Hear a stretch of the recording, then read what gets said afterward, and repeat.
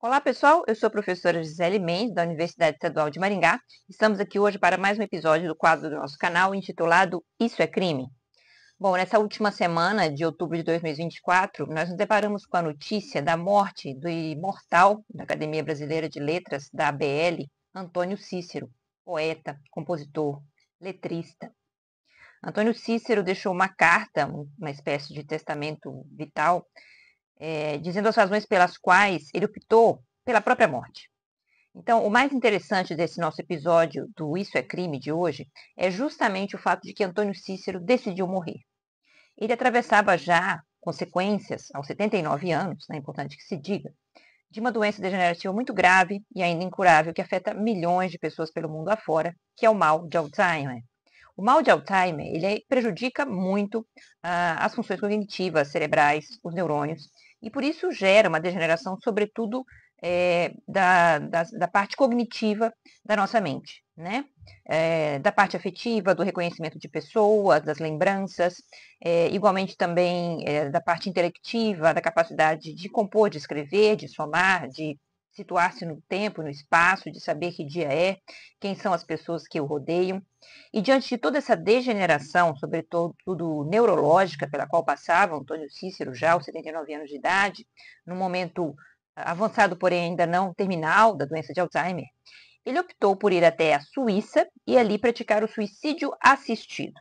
E aí nós vamos perguntar, isso é crime? Bom, para começar, isso é crime sim, no Brasil, mas não é na Suíça. Que consequências poderia ter a atitude e a escolha que fez Antônio Cícero se fosse feita no Brasil e tendo sido feita na Suíça? É o que nós vamos falar hoje. Claro que não de uma maneira neutra, né, pessoal? Porque não tem como discutir um tema como esse, suicídio assistido, eutanásia, fim de vida, sem falar em dignidade da pessoa humana. Pois bem, a dignidade da pessoa humana, vou colocar aqui no rodapé, é princípio basilar da República Federativa do Brasil, tá? Brasil. Vamos falar do Brasil primeiro. Então, nós temos ali que a República Federativa do Brasil é composta pela indissociabilidade, né, da União, Estados, municípios, e é regida pelos seguintes princípios: soberania, cidadania, dignidade da pessoa humana, artigo 1º. E aí a gente para pensar se a legislação brasileira, que eu vou colocar aqui para vocês, neste momento da vida de uma pessoa, leva em conta mesmo um princípio que é esculpido no artigo 1º da Constituição brasileira, ou se ela deixa cair por terra esse princípio nesses momentos por outras razões tradicionais, como moral, costumes, religião.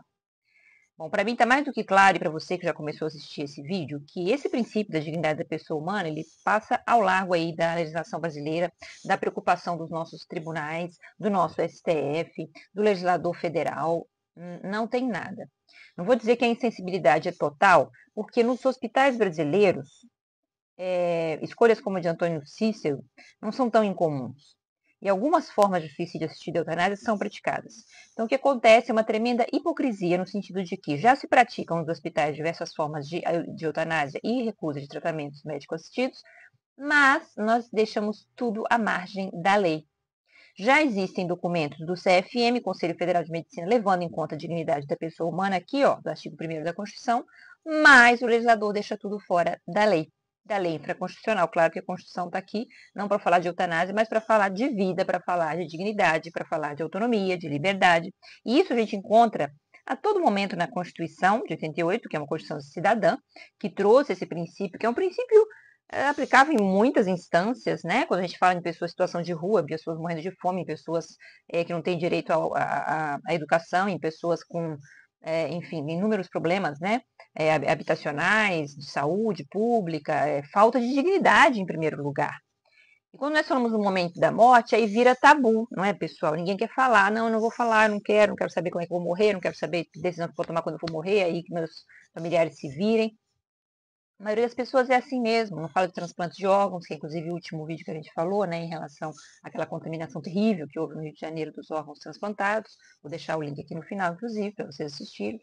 Mas quando se fala assim, opção pela morte, quando a gente fala, o imortal Antônio Cícero optou pela própria morte, né, um membro da BL, alguém famoso, aí dá aquele impacto, né, as pessoas quase que nem manifestam pesar, que as pessoas têm preconceito com relação a essa opção pela morte. Elas acham que, e por muitas razões que eu já falei, morais, religiosas, enfim, uma série de razões, as pessoas têm que morrer quando Deus quiser que elas morram, ou, enfim, por alguma coisa aí, um acidente, ou, enfim, algum ato de violência. Nunca optar por tirar a vida, porque a vida é um bem sagrado, essa palavra não aparece em nenhum momento em lei nenhuma, né? Sagrado é um adjetivo relativo à religião, e que a gente não deve tirar. Mas nós não estamos falando de religião, nós estamos falando de direito. O direito não tem a ver com a religião? Claro que tem, claro que tem. Nasceu muito ligado à religião. Durante a Idade Média, mais de 1000 anos, houve um embrincamento ali, Estado e religião, Estado e Igreja Católica. Então, o poder do Estado era também o poder da Igreja e os reis, né? Eram reis católicos e a Igreja mandava em tudo. Mas eu estou falando de 2024, tá? Estou falando da Idade Média, já tem um bom tempinho que a Idade Média acabou. Só que esse encontro, essa interligação, essa intersecção, direito-religião ou direito e moral, são escolhas individuais de cada um. A moral é uma escolha individual de cada um. Não que a moral social não possa ser conformada e também conformar o direito. O direito não pode ter a ver com religião nesses momentos, pessoal. É claro que muita coisa vem lá dos 10 mandamentos, não matarás, aí vem o homicídio, né? Não roubarás, aí vem o roubo, como crimes. Mas existem valores como esses, e eu não tiro daqui a dignidade da pessoa humana, que são jurídicos. Eles não são religiosos. São de até difícil definição, porque a dignidade é algo que já dizia, né, os filósofos que trabalham a filosofia do direito, um valor muito difícil de explicar na sua positividade. O que é a dignidade? Bom, é ser tratado como um ser humano. O que é ser tratado como um ser humano? É ser tratado diferentemente de um animal, de uma planta. Mas como você deixa um ser humano viver como uma planta, né, numa cama de hospital, simplesmente com funções vegetativas, como o próprio nome já diz, será que a gente está tratando com dignidade essa pessoa? Será que a gente deixa ela sem fala, sem autonomia, sem reconhecer ninguém, sem poder se mover? É tratar com dignidade essa pessoa, diferentemente de um animal, de uma planta? Até porque os animais têm eutanásia bastante corriqueiramente praticada nos hospitais, veterinários, nas clínicas. Ninguém pensa nem duas vezes. Poxa, vai sofrer, então autoriza-se ali uma injeção letal, alguma coisa que se abstenha de prosseguir no tratamento de um cachorro, de um gato, mas de ser humano aí vira um tabu, porque a vida sagrada vem de Deus. Olha só, gente, vamos lá. Este valor aqui, ele não tem nada a ver com religião, porque ele vale para todos. Eu não estou dizendo que o direito é contra religião nenhuma. Ao contrário, ele abarca todas, respeita todas, inclusive quem não tem religião. Agora, chega onde eu queria. Se o direito fosse religião, como é que ficaria quem não tem religião? O próprio Antônio Cícero se manifestou ateu numa carta final, né, de vida, que ele deixou, uma carta de testamento, que eu vou ler aqui. Mas não importa.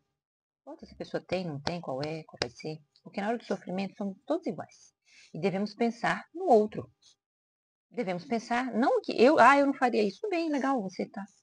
Mas e o outro não pode fazer também porque eu não deixo, eu não quero, é um tabu? Não vamos mexer nisso, diz o Congresso Nacional Brasileiro. Não vamos tocar no assunto, diz o Poder Judiciário, até a cúpula do STF. Deixa pra lá. Enquanto isso, corriqueiramente, de forma hipócrita, a gente sabe que nos hospitais brasileiros, todos os dias, pessoas são desconectadas de máquinas de diálise, de respiradores artificiais, porque não aguentam mais o suporte artificial da vida. Porque há momentos em que seguir com o suporte artificial da vida é indigno, é sofrimento, não é mais vida, vida digna. É vida, sim, professora, sim, vida vegetativa, indigna, com sofrimento. Coloque-se no lugar daquela pessoa para ver se você gostaria de estar. Coloque-se no lugar daquela pessoa para ver se você não preferia morrer. Então, no direito existe o tabu de que nunca se pode morrer. Como se nós fôssemos eternos e nesse momento a gente tivesse que passar um pano e dizer, olha, vai sobreviver até a hora que o médico conseguir levar. Mas os médicos sabem muito bem que não é assim. E eles mesmos já têm documentos optando pela vida digna, pela morte também.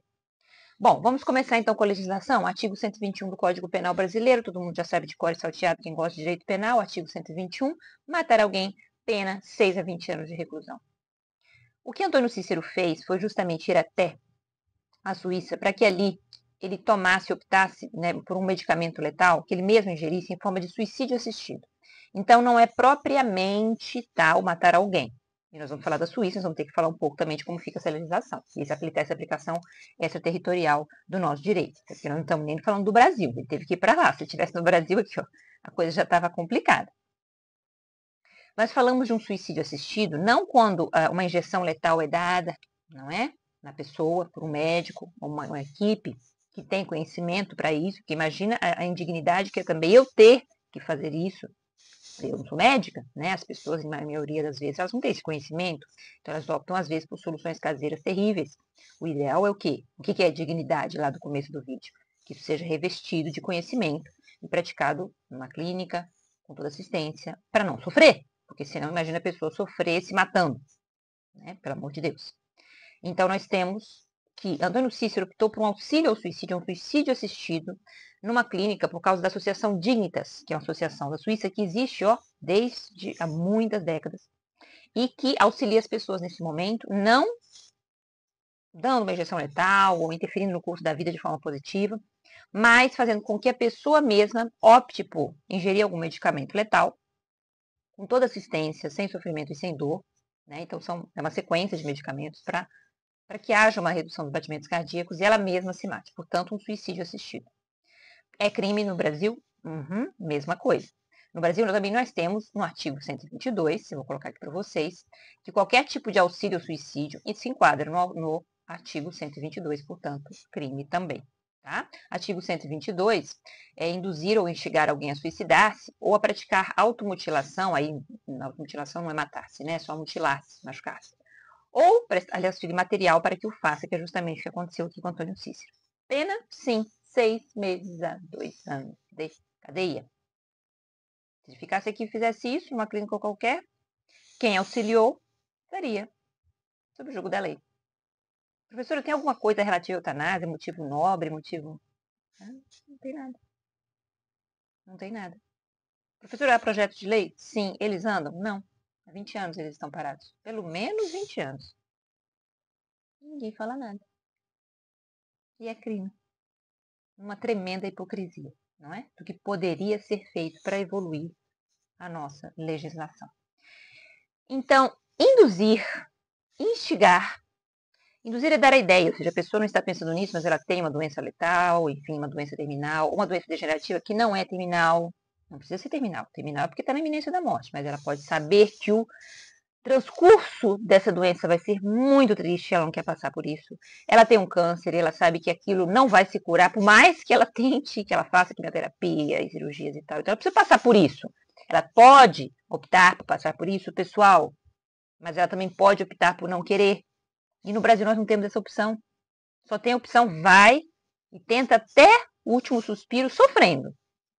Essa sempre nós vamos ter. Uma atitude heróica de dizer, não, eu quero continuar, não, eu vou tentar de tudo, não. Mas o Antônio Cícero não quis, ele não quis ficar numa situação em que ele não reconhecia mais ninguém, ele era incapaz de falar, e, enfim, ele perdia, inclusive, sua motilidade, né, nos estágios finais, ali, o Alzheimer compromete também o físico, né, mas ele é muito mais mental no começo do que físico. O Parkinson é uma doença mais degenerativa muscular, mas também tristíssima, e também compromete com demência muitos pacientes. A pessoa pode não querer atravessar isso. Ela pode ter o diagnóstico, que é muitas vezes até precoce, e dizer assim, olha, eu não estou afim, é a minha vida, né? E aí o brasileiro, o legislador brasileiro, eu desde a década de 40, estacionado nesse artigo que está aqui no rodapé, diz, não pode, não pode. Porque se alguém te ajudar, se alguém te matar, artigo 121. Por exemplo, dar uma injeção letal, porque é o terceiro que está atuando, na execução de um terceiro. Se alguém te ajudar a se matar, 122. Você se mata, mas induzir é dar uma ideia, instigar é fortalecer essa ideia. Vamos dizer que a pessoa já tem uma ideia, olha, eu já estou vendo uma clínica na Suíça, eu já estou...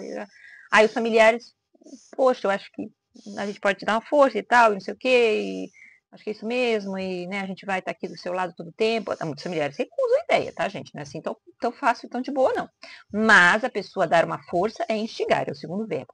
E o prestar auxílio que está ali no final, é um auxílio material, é um auxílio no sentido assim, mais prático, pragmático. Por exemplo, comprar uma passagem para a Suíça, por exemplo, fornecer, estando lá na Suíça, o medicamento para que a pessoa tome e dar instruções concretas, né? O prestar auxílio é um pouco mais concreto, talvez mais grave, né? Porque os primeiros verbos, induzir e auxiliar, são mais psicológicos, né? A coisa é mais moral, é um auxílio mais no sentido assim, moral ou verbal, e o auxílio material é mais concreto. Então, a pessoa que entrega um medicamento para que o outro tome e morra, a pessoa que compra aquela passagem, possibilita toda a viagem, a pessoa que faz uma reserva na associação e faz o contato para ele, a pessoa que materialmente fala, olha, vamos fazer acontecer, essa pessoa prestar auxílio material.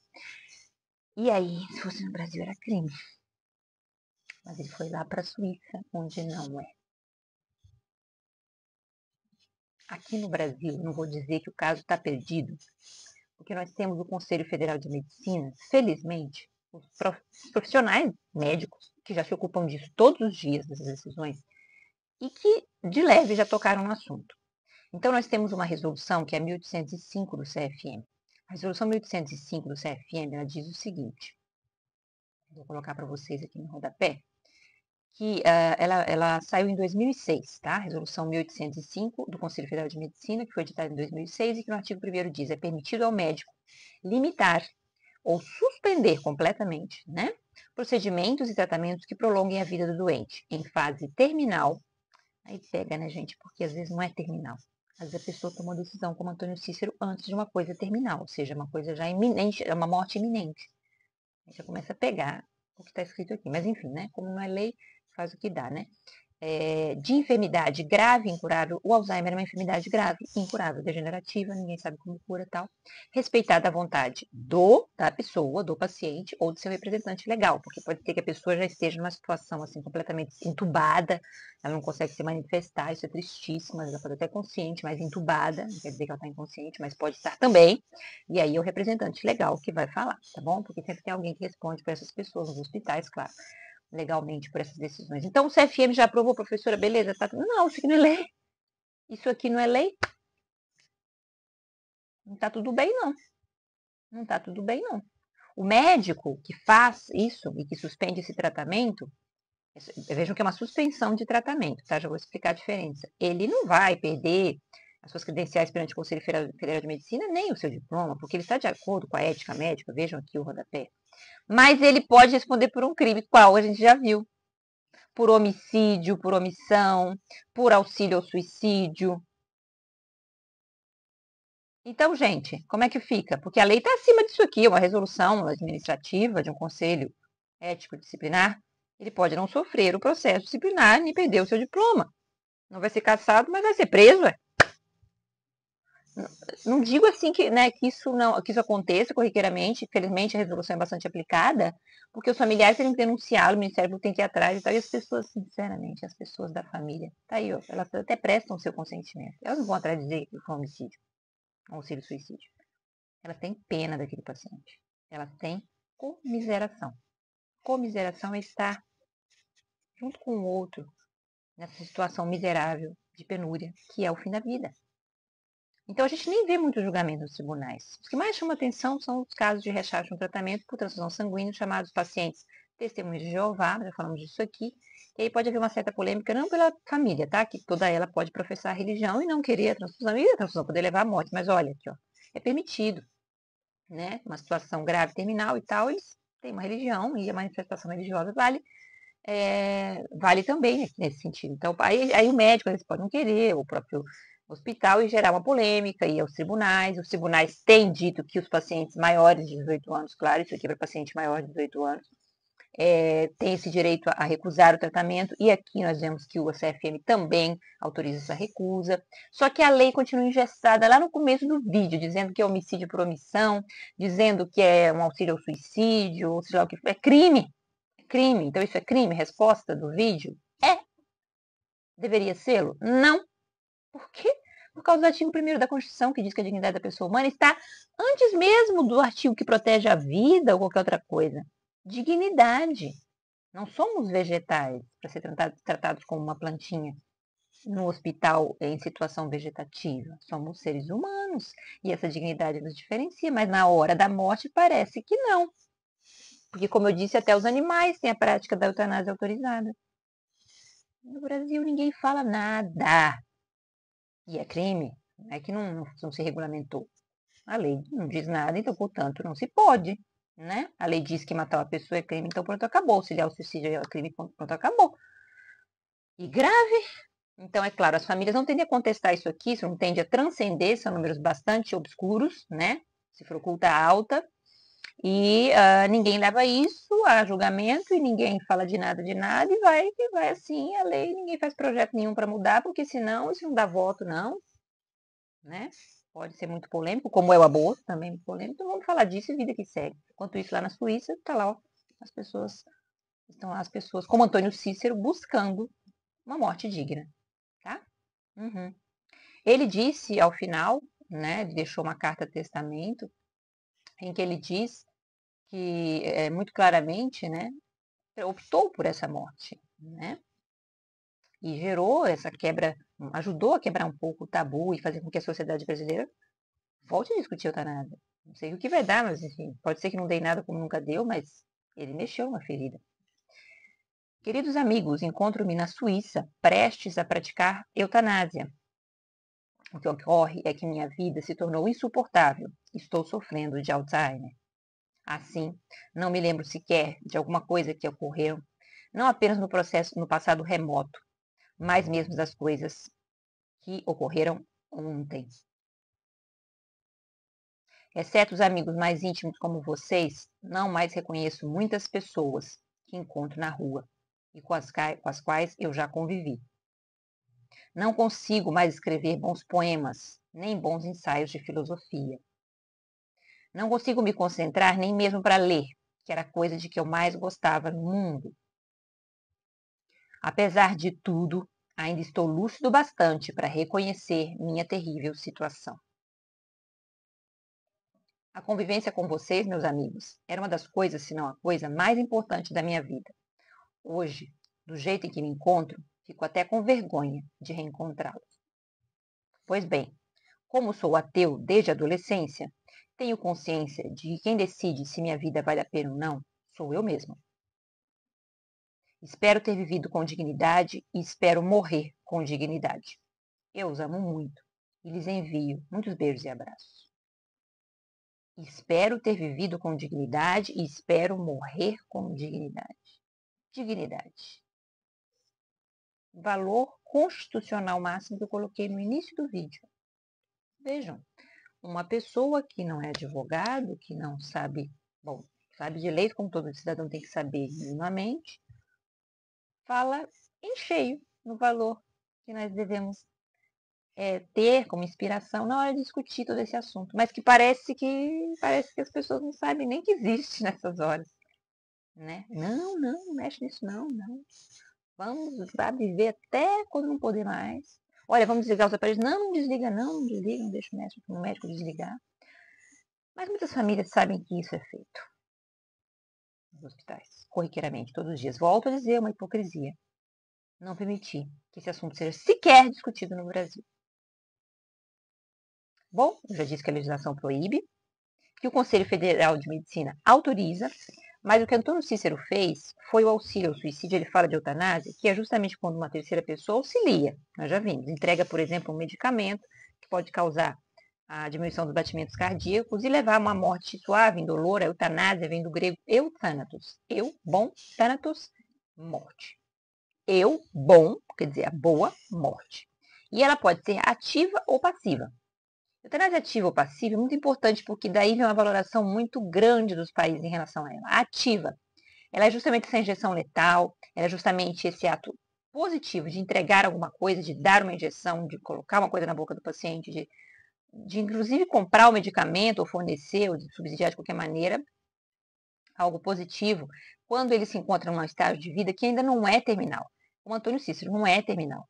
Então, eu ajudo como? Eu interrompo o ciclo vital de uma maneira breve, que poderia ainda se prolongar. Não com qualidade de vida, porque vocês veem que ele não tinha qualidade de vida, olha a narrativa que ele fez. Mas ele não vai morrer amanhã, ele não é terminal. E aí eu venho com a eutanásia ativa que faz o recorte. Ele é um grande tabu autorizado em poucos países, como Suíça, Bélgica, Holanda, Espanha, alguns estados dos Estados Unidos. Pouco, né? A eutanásia é passiva, do outro lado. Essa nós temos que o CFM autorizou no Brasil, pela Resolução 1805 de 2006, que eu li para vocês. É a interrupção de tratamentos vitais em fase terminal de vida. Ou seja, a pessoa já está entubada, inconsciente, ou se está consciente, mas está entubada, não consegue nem se expressar direito. A pessoa está muito doente, desenganada. É iminente a morte. É coisa de dias. É coisa de dias. E aí os médicos chegam para os familiares e falam, isso acontece todo dia. Isso acontece todo dia em UTIs. Olha, o coração está parando de bater, rim não está funcionando. Nós vamos entrar com diálise e tal, não sei o que. Aí daqui a pouco fala, a diálise já está prejudicando. A diálise, gente, é uma limpeza do sangue que é feita, não pelos rins que estão parando de funcionar, mas consequência de infecções, de pneumonias, de infecções virais, enfim. Mas aí eu entro com o aparelho de diálise para fazer a função dos rins. Mas aquilo começa a desorganizar toda a circulação sanguínea, porque embora limpe os rins, e os rins precisam limpar o sangue, ela faz a função dos rins, no caso, limpa o sangue, ela desorganiza muito o batimento cardíaco, ou seja, a pressão fica alta, fica baixa, tal, porque o coração não aguenta aquele vai e vem da máquina toda hora. A pessoa já está terminal, né? Como eu falei. E aí vem a mensagem dos médicos, olha, o coração vai parar de bater. Se eu continuar com a diálise que precisa, que é para limpar o sangue, a contradição é que o coração para de bater. Se o coração parar de bater, pessoal, vem as ordens de reanimação, que são aqueles choques elétricos para que o coração volte a funcionar. Aquilo pode quebrar as costelas de um paciente muito enfraquecido, em fase terminal, muitas vezes idosos. Então, aquilo é extremamente invasivo, métodos invasivos que eu acabei de narrar, diálise e reanimação cardíaca, para pessoas que estão extremamente fragilizadas. Isso não pode, isso é indigno e contraria a Constituição. Aí os médicos dizem, então, você me autoriza a fazer isso, familiar? Vou quebrar as costelas do seu familiar de tanto fazer isso. Eu posso não reanimar? Aí vem o DNR, do Not Reanimate, da ordem de não ressuscitação em português, coloca na cabeceira lá no prontuário, não pode. Se parar de funcionar o coração, deixe morrer. Eutanásia passiva, também conhecida como ortotanásia. Isso é feito todos os dias. Ou então desliga a diálise, porque também com o rim parando de funcionar, em horas também. Aí o coração não para, mas o rim vai falência múltipla de órgãos. Está todo o sangue prejudicado pela falta de operação da diálise. Vai morrer mesmo. Então vamos precipitar e vamos desconectá-lo. Vamos deixar a natureza seguir seu curso. Resposta do direito brasileiro. Não, isso é crime. Resposta da Constituição. Não deveria ser. Isso é dignidade. E resposta do Conselho Federal de Medicina. Podemos não reanimar esse paciente, podemos deixá-lo morrer em paz. É um tabu, né? Vamos deixar morrer. É um tabu. Temos que quebrar esse tabu. Ok? E aí a situação seguinte, pessoal, é que nessa hipótese aí, só para a gente terminar o vídeo, de que a lei brasileira, que é extremamente cruel, fosse extraterritorialmente aplicada, porque ela pode ser aplicada, eu vou falar como, pessoas que auxiliaram Antônio Cícero poderiam ser punidas? Não, felizmente, né? Felizmente não. Então, ele praticou lá a eutanásia dele lá na Suíça e morreu. Qualquer familiar que estivesse junto, qualquer médico que ajudou, seja lá quem for, também importa, não pode ser punido. Tá bom? Assim como a mulher que vai fazer um aborto num país em que o aborto é proibido também não pode ser punida, mesmo voltando para cá. Tá? Isso está no artigo 7º do Código Penal Brasileiro. O que diz o artigo 7º do Código Penal Brasileiro? Ele diz que para que haja uma aplicação extraterritorial, ou seja, no território brasileiro, a lei brasileira vale totalmente, em cada rincão do nosso território. Mas para eu aplicar lá fora, o crime precisa ser praticado ou por um brasileiro, ou por um estrangeiro contra um brasileiro. E aí eu posso pegar aquele estrangeiro e trazer para cá. É uma extradição, não vou entrar nesse assunto aqui, senão a gente fica horas e horas. Mas ele pode ser punido segundo as leis suíças, ou eu posso aplicar extensivamente a lei brasileira a ele, processá-lo, mesmo estando por lá, porque ele matou Antônio Cícero, ou ajudou, né, no suicídio assistido de Antônio Cícero. Não, não pode. Felizmente. Por quê? Não há aplicação extraterritorial da lei brasileira quando no outro país o crime não existe. Só se existe nos dois países. Então, é crime no Brasil, eutanásia, e vai no outro país em que é crime também. Aí nós podemos aplicar extraterritorialmente a nossa lei. Se por acaso aqui é crime, como é o aborto, a eutanásia, e a pessoa vai fazer lá onde não é, na Suíça, algum estado dos Estados Unidos, enfim, pensando no aborto, e aí essa mulher faz um aborto lá, volta, mas lá não era crime, não dá para puni-la, mesmo ela retornando ao Brasil. O artigo 7º, que fala da extraterritorialidade, ele diz assim, ficam sujeitos à lei brasileira, embora cometidos no estrangeiro, exatamente o caso de Antônio Cícero. Ficam sujeitos à lei brasileira embora cometidos em território estrangeiro. Porque no território brasileiro, submetido à lei brasileira, né? E aí diz os crimes, né? Os crimes, vamos para o inciso segundo, praticados por brasileiro. Então, vamos imaginar a família dele, que eventualmente pudesse ter auxiliado nesse momento de morte com conselhos, né, entregando para ele um medicamento final, né, depende de quem fez o procedimento. Ou será que foi um médico suíço, um profissional médico da saúde pública? E aqui a gente pode imaginar talvez um brasileiro, né, familiar de Antônio, né, porque estava com seu companheiro de vida, era casado, e foi com seu companheiro lá para a Suíça, né, ele não foi sozinho. Então, podemos punir essa pessoa, né, praticado por brasileiro, ok, mas aí que tá, né, vem algumas condições. Então, no caso, vou colocar para vocês agora aqui o parágrafo 2º do artigo 7º. Nos casos do inciso 2º, a aplicação da lei brasileira depende do concurso das seguintes condições. Então, não é qualquer coisa.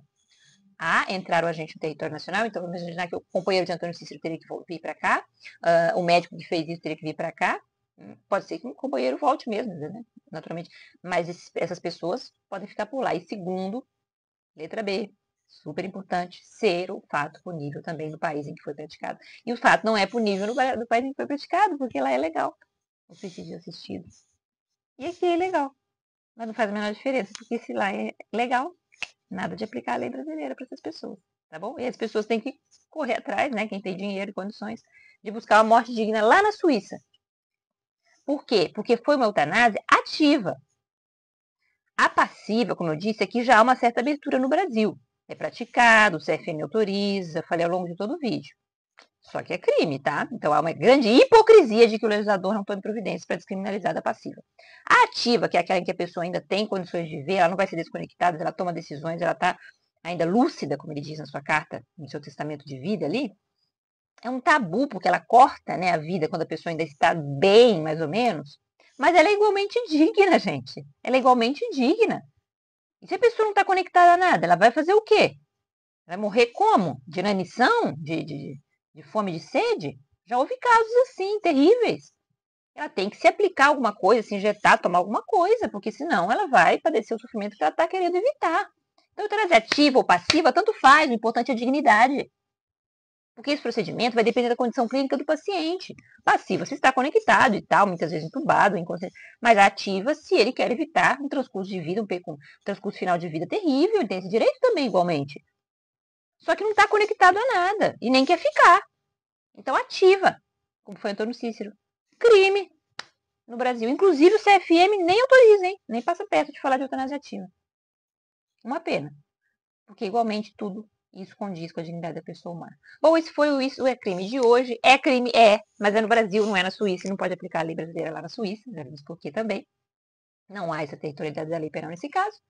Espero que vocês tenham gostado, entendido a importância desse tema, né? Transcendental, da discussão desse tema pela sociedade. Cliquem aqui, compartilhem esse conhecimento, curtam esse vídeo. E inscrevam-se no canal Professora Gisele Mendes. Nós voltamos proximamente com mais vídeos aqui no nosso canal. Muito obrigada e até a próxima.